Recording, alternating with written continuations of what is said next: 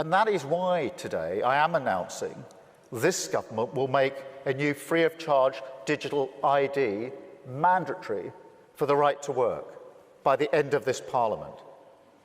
Let me spell that out. You will not be able to work in the United Kingdom if you do not have digital ID.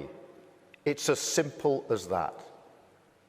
Because decent, pragmatic, fair-minded people, they want us to tackle the issues that they see around them.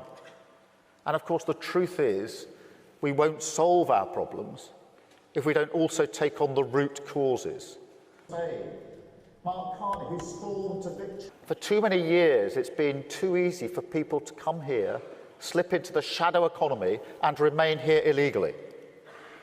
Because, frankly, we've been squeamish about saying things that are clearly true.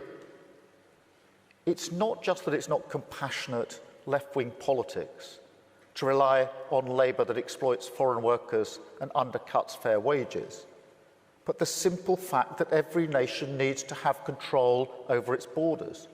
We do need to know who is in our country. Our immigration system does need to be fair if we want to maintain that binding contract that our politics is built on. Otherwise, it undermines trust, undermines people's faith that we're on their side, and their belief that the state can and will work for them.